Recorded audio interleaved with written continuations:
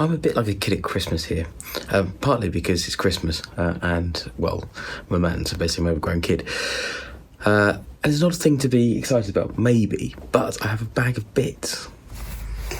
These bits specifically, these are bits that have all been powder coated, and then look, they've wrapped them up for me, which is really kind. Ready to go back on the car. Not these bits, because they're actually were very rusty.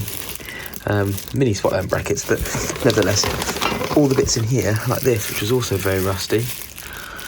Look at that. The finish is lovely. It wasn't even that expensive, and now I'm regretting my life choices when it comes to grinding everything down and painting it, because it took me an age, and this I just dropped off the bag and they did it. So here's a top tip. If you are doing something to your car, restoring it, whatever, before you go to the extent of grinding everything down and painting it, find out how much it costs them just to dip it in powder coat stuff. Anyway, I'm going to unwrap some stuff now and have a look and see what's what. First things first then, the rad fan cowling. Probably what I've been most excited for, and it sounds really sad, I know, but I'm excited for this really because this signifies this and the gearbox cradle, the engine being near enough ready to go back in. Still haven't sorted the steering rack, still haven't sorted the brake pipes, but they could be done when the engine's in. Anyway, the engine needs to go in so I can do other stuff. And if you're wondering why is he dressed like someone from the mid-noughties, that's because that's kind of, well, when everything happens in the mid-noughties for me. And this is what people used to wear, so there you go. If you're watching this and you're Generation Z, Generation Z, whatever, Generation A, maybe, then this is what we used to wear, the sort of weird, not embroidered, but cut out bits of fabric where you deliberately try to make your clothes look tatty. And jeans. Jeans, I've always worn jeans. Anyway, let's have a look.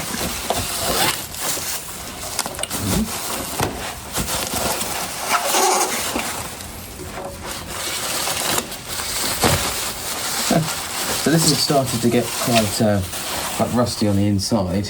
Just surface rust really, or surface crust as my catchphrase is. And look at that.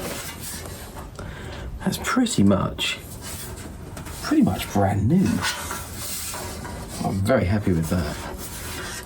You can see where it started to go, just here, look, it's a little bit of pimpling, but you're not going to see it. That's incredible.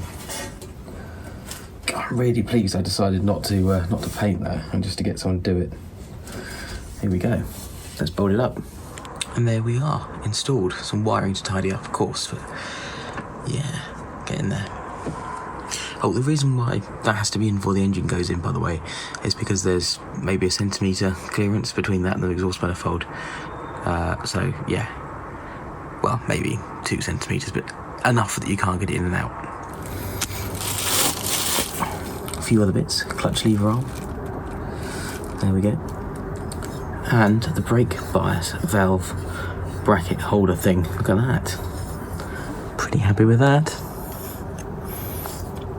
Worth noting, if you've got something that's a very tight fit, by the way, powder coating does add a bit of thickness to the actual component. So fitting these back in, it was a really tight fit. I have had to just gently sand around the aperture of where these slide in, just to get that, just to get it to fit back together again. It's really snug, but it's not going anywhere, so that's good.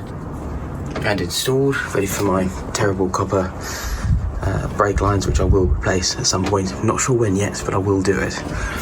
And bonnet stay, which is all chipped up. Gearbox cradle next.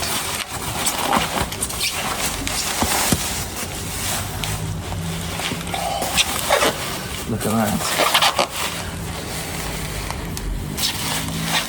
Now, in case you're wondering why I decided now to get some bits powder coated, there's a few reasons. Firstly, because I have a bit of a problem with my hands. I've no idea what it is, and I was trying to figure it out, but the pain is quite incredible a lot of the time, which makes things like rubbing down very hard. Also, certain bits are more likely to get absolutely hammered underneath the car. So this, for example, takes all the abuse and stones and bits and pieces flying up underneath. So there you go. Certain bits like this. Oh, and there's certain bits I really don't want to have to redo again, like the rad cowling, because it means taking the engine out. So And that's the gearbox cradle all built up as well. And I'm going to stick this on now, just because it needs to bolt to the gearbox, and then the engine's ready to pretty much go up.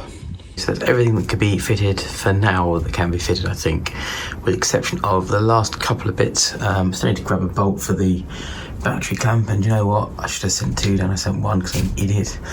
And also the spot lamp brackets. I've had the ends of these spot lamp brackets all refurbished, powder coated, and it's been missing this this connector, and I've been looking at all kinds of bits and pieces to try and solve the problem, but it looks like you can actually buy black stainless steel coach bolts. So I fitted one up, and yeah, as you can see, it fits into the key quite nicely. So in there and in there.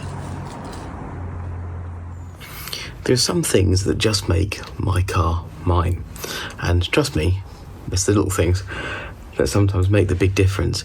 Now, this car, I've probably mentioned many times before, is the same car that my parents had. Well, not the same car, but the same car that my parents had when I was 3 years old and I was about 7 years old, which is the reason why I love it so much.